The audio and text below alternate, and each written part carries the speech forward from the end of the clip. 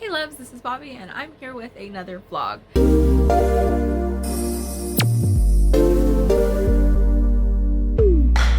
And this is going to be vlog number 29 and it is going to be, I think, the second to the last one before the new year. So yes, holy crap. This is for the week of Christmas. I have finished 2 books and I would have read more, but I will get into that near the end. So let's do this.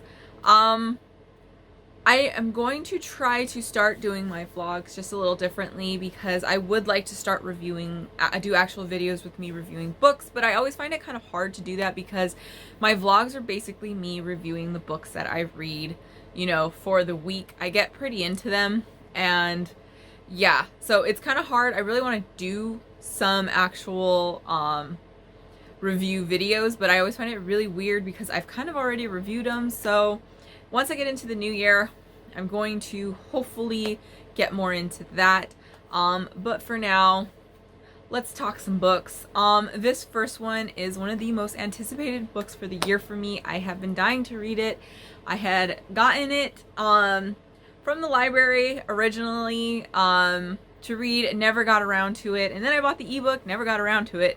I finally got a hold of the paperback version and I knew I needed to read it. I added this book to my books I need to finish by the end of the year, back for the mid-year book freakout tag, and I just kept putting it off, but we're at the end of the year, so I knew I finally had to get into it. So I did, and I've got some thoughts. I'm going to try and do a actual review video for this because I got a lot to talk about, and if I do it all right now, this video is going to get really long because it's a really long book and there's a lot of things that need to be said. But I'm going to kind of try and keep this short, but there's still, even trying to summarize it, there's a lot going on.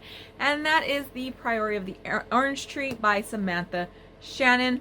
I have the hardest time saying Priory. I don't even think I'm saying it right, but whatever. Yes, I had seen this book mentioned everywhere. So many people were talking about how awesome it was. It's a book featuring a sapphic romance. It's got dragons. It's an adult fantasy and adult high fantasy. And I was just like, I was ready. Finally dived on in. I did do the audiobook after all because there was no way in hell I was going to carry this with me to work every day. And because I do walk home and that's not happening because this thing is like really heavy, even in paperback form. So I will talk about the audiobook and my issues with that because there was a huge issue with it. I'll mention that near the end. But let's get into this. Like I said, it was so anticipated for me. I had heard so many amazing things, so I was ready for it and I hated it. Yes, I'm saying it. I hated it. This ended up being 2 stars for me. And honestly, the only reason it didn't get 1 star is because I managed to finish this giant ass book. And there were some things that I did like, but as a whole, I was so underwhelmed by it. The writing was pretty good. I do like that flowery writing. Like, I have no problem with that. This does have more of that flowery type of writing to it. So that wasn't the issue. It was just everything else. We follow the point of view of 4 different characters, but we do have a 5th character who is one of the main characters, as well as a slew, and I mean a slew of other characters. There are so many damn characters in this book that honestly I got really confused on who was who, what was what, and what the hell was going on. That I will get into with the audiobook when I talk about it.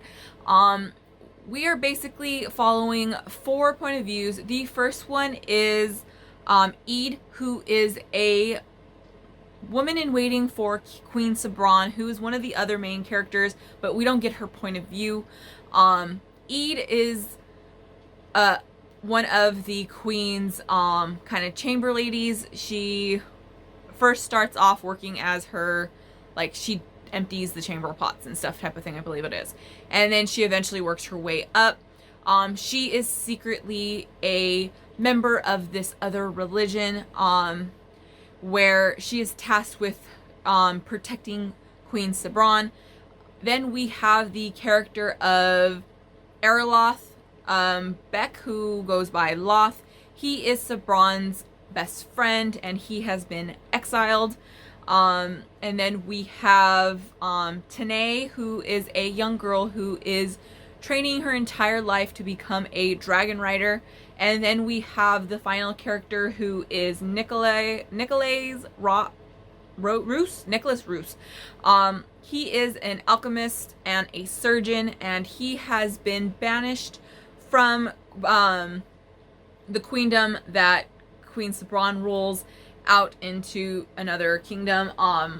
And yeah, so those are the 4 point of views. And like I said, Queen Sabran is the other main character who we find more about, but we don't actually get her point of view. And there are a ton of other characters. There are so many freaking characters in this book. It's not even funny, and it's completely overwhelming, because one of my biggest issue with this book is these characters are so freaking boring. I am like not even over exaggerating here. Queen Sabran is basically a cardboard box, but an empty cardboard box, because there's nothing to her besides the fact that she is a brat. She is a pain in the ass the entire book. I did not like her.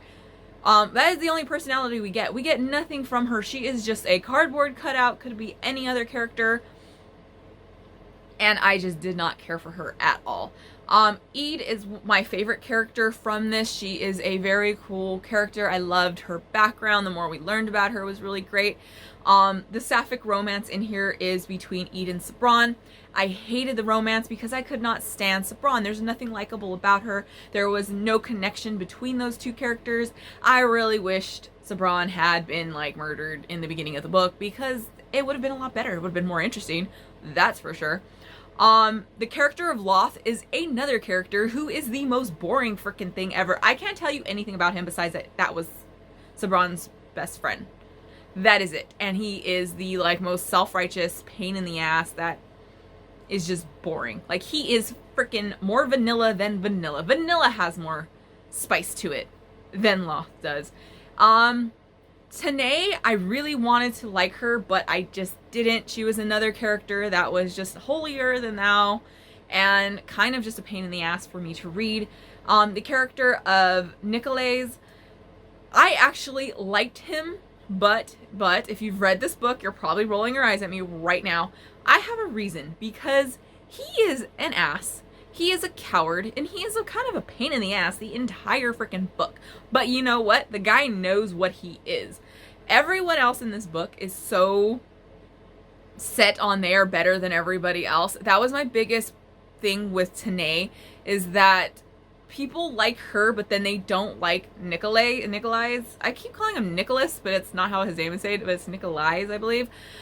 They are basically both incredibly selfish characters. It's just, for some reason, people like Tanae, because I guess she's the dragon rider, and we don't even get any, like, fucking dragon riding, basically, through 90% of this damn book. So, yeah. I liked him because he was a terrible character who terrible things keep happening to, and I found it hilarious, even though it wasn't probably supposed to be funny. But Tanae, I really wanted to like her character. I just really didn't.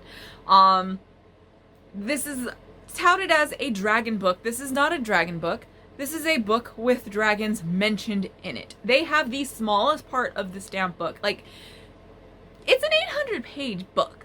We could have had more dragons. There's a dragon on the goddamn cover. I was expecting a lot more dragons. Didn't get it. The world building is pretty cool. Like, I did like it for the first good chunk of the book. I feel like this book should have been a duology, because we start off with, the pacing is very, very fucking weird. So we start off with a huge amount of world building. We've got all of these damn characters. We've got this religion. We've got the East and the West. So we've got a lot going on, and so much is built up with it. But by the time we get to the actual ending, it's so freaking rushed, because there's not enough time, because Samantha Shannon has built up so much world and is running out of pages. And it felt like that. The huge giant climax of a fighting scene is over like that. It was the most unsatisfying thing freaking ever. Like, I was so pissed. I even once I finished the book, because I finished the audiobook at work, when I got home, I actually went in to look at the freaking thing, because I thought maybe there was an issue with the audiobook and it skipped something, because the final scene was so freaking fast. we are following the story of Queen Sabran, who she is the queen of this kingdom of virtudom because they are virtuous. Yeah, it's not very clever. Let me put that out there. And there has to be a queen ruling for this evil giant dragon who is called the very clever name of the Nameless One. Yeah. Not really that great that was just another issue. Yeah, the great huge dragon. It was basically Voldemort as a dragon, and let's stop with like nameless ones. Those should not be named. We don't name that. It's boring. It's been done. Let's move on from that because yeah, no, it just kind of comes off really lazy. So this unnamed one is supposed to rise again, but he will not rise again if there is a queen sitting on the throne. So Queen Sabran is supposed to be giving birth, or at least getting pregnant with her with her baby that is supposed to be a woman. I don't know how they always come out as a girl. I don't know if it's supposed to be like a thing. I think I missed that part.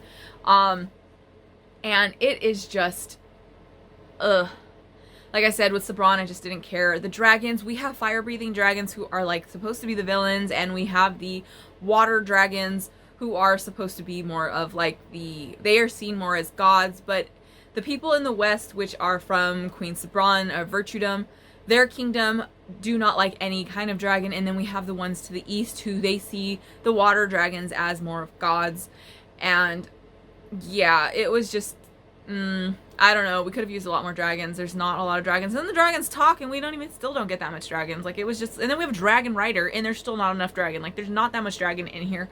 So go in that knowing that, like, if you're expecting this huge book with just dragons everywhere and all of this, no, you're not going to get that. I wish someone would have told me, because no, this is not a dragon book. This is a book that has dragons in it sometime. But yeah, we're so much world building that this really should have been 2 books, and it would have been a lot more satisfying. Also, this is touted as a huge feminist book. I really didn't get that. I mean, if we're counting feminism as just having, you know, a bunch of female main characters, then I guess, but these characters were so flat. Like I said, I didn't get attached to any of them. Ede was about the only one who I did like, and like I said, I hated the romance between her and Sabran so much that I kind of just kept spacing out and didn't care anytime there was a scene there. But this is touted as this huge feminist book, and I'm gonna tell you right now, go ahead and skip ahead about 20 seconds because it's not a huge spoiler. Like, I'm gonna say, you know, about how, you know, the end comes about, but I'm not gonna actually spoil anything about how any of these things actually get brought in and all that. But go ahead and skip 20 seconds ahead if you do not want to hear this. So go ahead and do that now. But the item that end up killing the, you know, saving the world basically is 2 balls and a sword. So the world is saved by a dick, basically. There was just, I had a lot of issues with this. I definitely could see myself being able to actually do a review on this book. It would be more of a rant review because, like I said, I just didn't like it. So now on to my issues with the audiobook, because I did do the audiobook for this. If you are interested in reading this book and you can't decide if you want to do the audiobook or the physical book, I definitely recommend the physical book because the audiobook, there is a huge issue with it.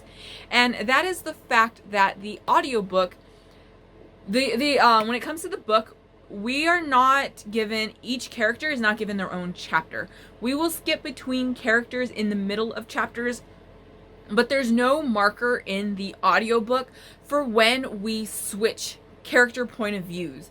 Like, it doesn't break down like Way of the King, since that was the last book I read, is a perfect example. Each character is given their own chapter. That, you know what's going on. I do those as audiobooks, so anytime a character is switched between, I know it's happened. In this book, we don't get that. In the physical book, we do have a page marker like that that'll tell you that we have now switched to a different scene, while in the audiobook, that marker is not identified at all. we will go from a sentence into all of a sudden switching to another character. So in the audiobook, especially in the beginning, when we're building up these characters and getting to know them, we are switching a lot in between the different in the middle of chapters. So I got really confused. I thought certain characters were doing something when it was supposed to be a different character. I didn't know the characters' freaking names because I didn't realize we had switched point of views. So anytime Ede, like in the beginning, we go from Ede to Nikolai's to Loth a lot. So we go all of a sudden from she and her pronouns. I thought Ede was using she and her and he and him pronouns for a good chunk there because I didn't know we were switching characters because Loth just goes by Loth and I didn't know it was saying that was a name. Like it was just very freaking odd. And then we go by their last name, first name, nicknames on characters. Like Loth will go by was it Araloth, Loth, and Beck, all at the same time. So it is very freaking confusing and hard to follow along, and that was what I feel with the audiobook. Like if you were reading it physically, you'd obviously see the difference. So audiobook wise, this was not set up right. They really should have thought about that a lot better. I had a a page marked and I thought I did to read it off, but like even this one right here, it reads as Ede exchanged a look with Margaret when the meal was finally over. Okay, that is two different characters. We end with the word Margaret for Ede's point of view, and then we're jumping into a different section. So it's really weird. Like all of a sudden we'll be doing Ede and then we switch over to Loth, but the audiobook we don't have any indication that we have switched characters, and like it keeps doing it in the middle of actions. Like characters are doing something and then all of a sudden we switch over to a different character doing something as well without any indication. So I got really freaking confused. So that was a huge thing on why I just didn't like this book at first. And then we got more into it, and like I said, world building stuff was really interesting. I really liked the religion, kind of. Like, I felt like, because it's supposed to be the West versus the East. The West is Sabrons, where they worship this saint that is supposed to have killed the dragons. And then we have the East, who actually praise dragons as gods. We get more involved with the West. So this felt very like Western culture versus Eastern culture, where Western is seen supposed to be the correct one and Eastern is more of the, well, you know, they're not quite right type of thing. Like it felt very odd. Like, I don't know if that's a personal thing or what, but I just felt like that way. Like they could have dived more into the East as well, but we just really didn't, because the only character we really get that is from the East is Tanae, and we don't actually get that much of her at first. We kind of jump from her all over, and she's supposed to be doing these trials to become a dragon rider, which I love anything to do with trials, but it is over so fast. Like it's just boom boom boom, and it's like, what? I needed more than that. So yeah, I just had a lot of issues with this book. 2 stars. I will be unhauling it. I do have the Bone season. I think I don't know if it's trilogy or not, but I have the first 3 books of the series. I'm still interested in Samantha Shannon's writing, because I did enjoy her writing, because like I said, I like that flowery, kind of pretty writing. It was just everything else I just had a really big issue with. I wanted to like this. Like I said, it was such a huge like anticipated read for me. I have filmed my most disappointing books of 2020. I actually think I might refilm just so I can throw this book in here, because this actually does win for most disappointing book for me because of how pumped I was for it. Like I was dying to read this, and it just, everything about it just fell so flat for me, and I'm sad. But it does have a beautiful cover.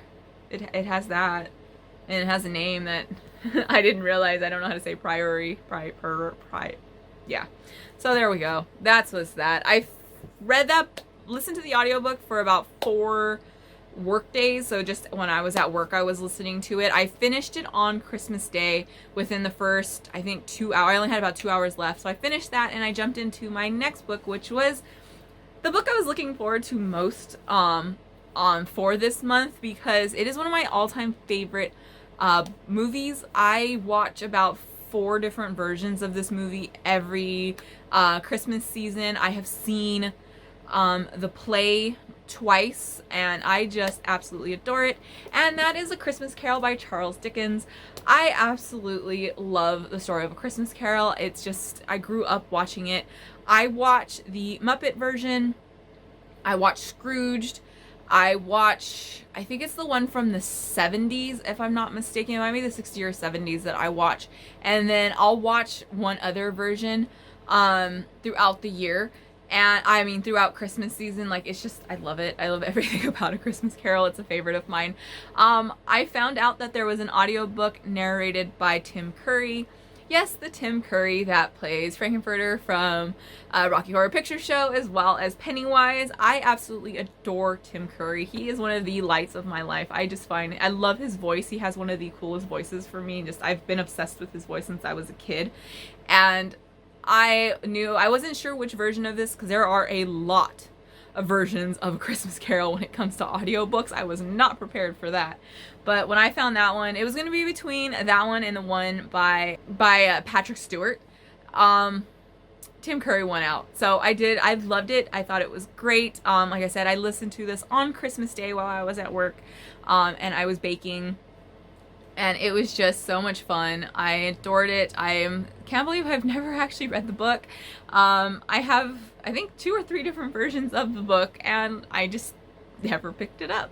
This is a definitely only during December type of book for me. Like, I can see myself now wanting to read it, or at least listen to the audiobook every year around Christmas. I think I'll do different audiobooks every year. Like, that sounds like something fun. I think for next year, planning a whole year in advance, I might do the Patrick Stewart, or I might actually read it physically.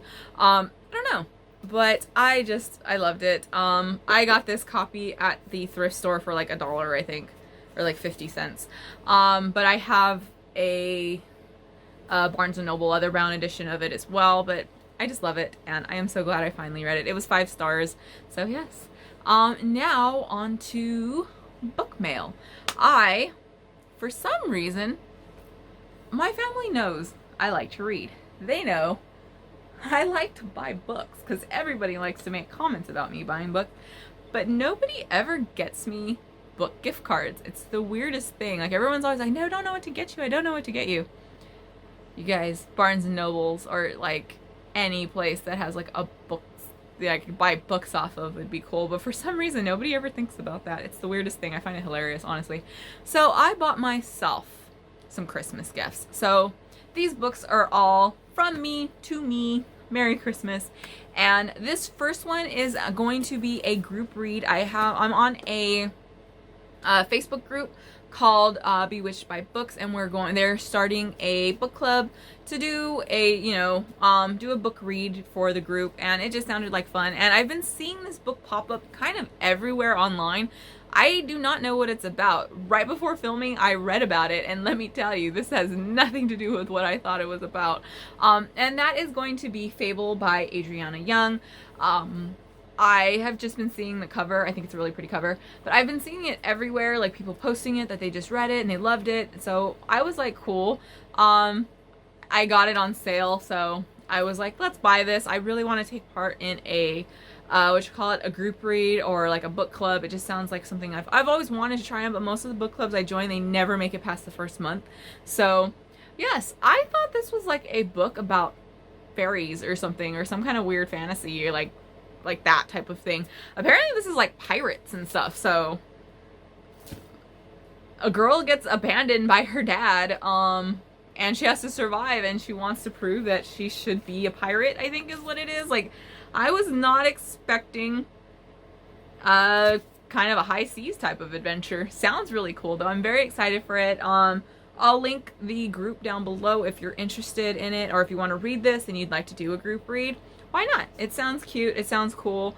It says it's got, let's see here, spectacular journey filled with romance, intrigue, and adventure.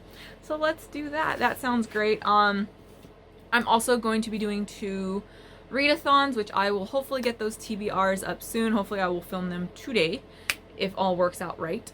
But the next book that I bought, I pre-ordered this months ago. It was released, apparently it's sold out, and I finally got my damn copy. I've been dying for this, and that is Gorillaz Almanac 2020. This is for the band The Gorillaz. This is one of my all-time favorite bands. I have been in love with them since they first broke out. I have followed them most of my life, all of their career. I love everything about them. I've seen them in live twice, and this just is has like character bios, comic books, just little things here and there, like artist interviews. It's also got these really cool coloring pages as well as cutout masks, but I am not going to be cutting up a like $30 book, so that's not happening.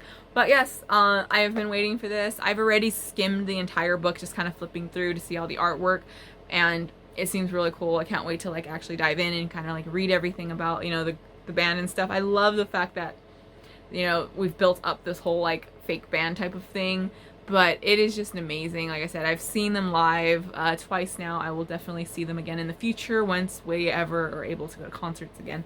So yeah, this is really awesome. The next one is very near and dear to me. This is one of my absolute favorite books ever. I reread this book pretty much every year. I didn't do a reread of this year because I just got so crazy involved with my TBRs and the readathons and all that I just kind of didn't pick it up. I didn't actually reread any books except one, which is Ready Player One. I didn't reread anything, so that was like a first for me. But I love this, and this is a graphic novelization of this book, and that is Slaughterhouse Five by Kurt Vonnegut. I have a tattoo dedicated to Slaughterhouse Five on my leg. This book means a lot to me. I actually just read this for the first time a few years ago. I didn't read it in high school. I had actually never really heard of Kurt Vonnegut. I have discovered now that I have read him that he has been following me pretty much my entire life.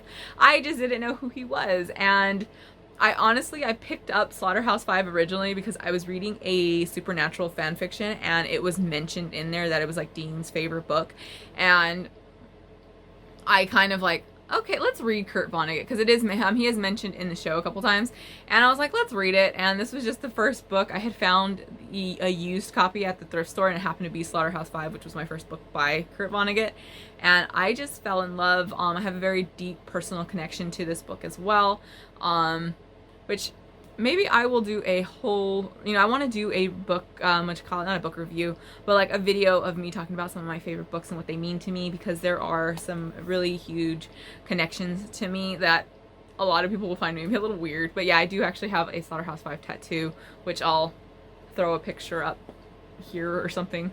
But yeah, this is the graphic, it's been turned into a graphic novel. This is the first time it's ever happened, and the artwork is really beautiful. Let's see here. I really like the artwork. I love the coloring and everything. So I am very excited for this, but I'm also nervous because, like I said, I've reread Slaughterhouse Five probably about 6 or 7 times now. It's just a favorite of mine. I love it. I want to do a reread in the new year. I'm going to be doing the audiobook for it. Since I'm into audiobooks now, I'd love to see how it works as an audiobook. But yes, I feel like everybody should know what this book's about, because I know a lot of people have to read this in school, like when they're in high school or something. But we follow the story of a man named Billy Pilgrim, who he has been abducted by aliens, and when he kind of jumps he's like dislodged in time. We move throughout his life from all different points, and it's really crazy and weird, and the aliens are odd. Like, it's a very weird book, and it was just really funny. I remember cracking up, but there was just certain parts in here that just hit me really hard and helped me deal with something I was going through in my life at the time. And like I said, I would love to do a video about that. But yes, so I am excited. I had the hardest time. I thought I pre-ordered this book before it came out, and apparently my pre-order didn't go through, so I never got it, and then it was sold out, and then the price kept jumping up a lot. Like, it kept going up to like 30, almost 40 bucks when I would try and find it used, and I'm like, I'll wait. Finally I found it for like 20 bucks, and that's fine by me. So I'm glad to finally have my hands on a copy. I actually had tried to get an ARC copy of this from NetGalley, and they denied me, and I almost cried, because I'm like, dude, come on. Like, I'd probably give it 5 stars just for the fact that I've read the book 100 times. But yeah, I'm very excited for this. I will hopefully be starting this in the new year. If not, I might just actually finish it. I might start and finish it by the end of this year. Just depends on how the rest of my year is going. Now, on to what I was supposed to be reading. I tried to start Nosferatu by Joe Hill on Christmas Day as soon as I finished A Christmas Carol, because that wasn't very long and I still had quite a few hours left at work. But for some damn reason, I had it available on Hoopla. The app would not freaking load for me, and when it would load the audiobook. I would get maybe about halfway through the first chapter and it kept stopping and it would not play. I got very frustrated. So I had got the my library hold for Dark Dawn by J. Kristoff in as well, but that decided that the app didn't want to freaking work for me at all. I use these apps every single day at work. I download the books beforehand because, as I've mentioned before, I get absolutely no signal at work. So I make sure my stuff is loaded. Would not open. It kept stopping and stopping, so I got very frustrated. So I got into 2 TV shows, though. I ended up watching TV while I was at work, and I got into the show Alice in Borderland that is on Netflix. It is a Japanese thriller, horror, crazy madness type of show. It is insane. We follow these 3 friends who all of a sudden they are running through Tokyo. They go into a bathroom stall and then all of a sudden they come out and everybody is gone. They are in a completely deserted Tokyo. Then they find themselves thrusted into this life or death game, and you have to figure out these different puzzles to get out alive. And it is very violent. Let me tell you, there's violence. There is a bunch of warnings that tell you beforehand.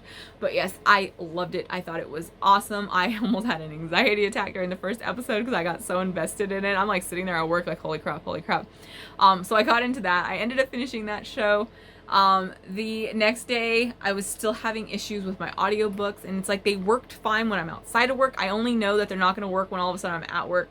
I had downloaded another show though, just in case, and that was Sweet Home on Netflix as well. This is a Korean monster horror, weird, crazy madness. Like, it is odd, and I loved every freaking moment of it. I ended up binging the entire first season within a day of me at work. I'm sitting there doing all my baking and my cutting and everything, and I'm like watching the show. We follow a group of people who all live in this apartment building that all of a sudden, out of nowhere, people start getting turned into these monsters. The monsters are super CGI and kind of corny, but really freaking awesome. Like, it is amazing. And then you don't know who's gonna turn, and you don't know what they're gonna turn into. You don't really know how long they have. It's just kind of like really random and stuff. And the more we learn about it, like, you get so attached to some of these characters, and this is one of those shows where absolutely nobody is safe. Like, your favorite character is not safe, and I love movies and books and anything kind of media where that happens, because it's just like, I get attached to them and they might die, and I'm like, wait, what? My babies. But it is a great show. The second one I was talking about right now is called Sweet Home. Like I said, that's on Netflix. The first one was Alice in Borderland, also on Netflix. I definitely recommend these if you just want these really fast-paced, crazy-ass shows. So for next week, I am going to be listening to Dark Dawn. I have fixed the problem, I hope. Like I said, I can't tell if it's fixed until I actually get to work and I lose all my signal. But as of right now, I'm about almost to the halfway point of Dark Dawn, and I'm loving it. So I will talk more about that next week, though. So there we go. After that, though, I'm not 100% sure what I'm going to read. I really wanted to do Nosferatu because it is kind of a Christmassy horror book, and it was Christmas. But now I'm not sure if I'm going to stick with it or not. I'm still really interested in it. I just don't know if I'm going to read it right now or not, because the rest of the year, depending on how fast I get through Dark Dawn, like I said, I'm already halfway through. So the rest of this month is just kind of me reading whatever the hell I want, so I can start my new year as fresh as possible. So there we go. That's what's what. I hope you guys enjoyed this. Let me know if you're interested in seeing a full review of The Priory of the Orange Tree, because this was just a very general me ranting about this damn book. But I have a lot to say still, so I don't know. I might do a full thing. But yeah, so there we go. I hope you guys had a wonderful holiday. I hope you're staying safe, and I will check in with you guys next week. As always, I'm Bobby. Don't forget to give this a thumbs up if you enjoyed it. Don't forget to subscribe, and I will catch up with you later. Bye. Happy reading!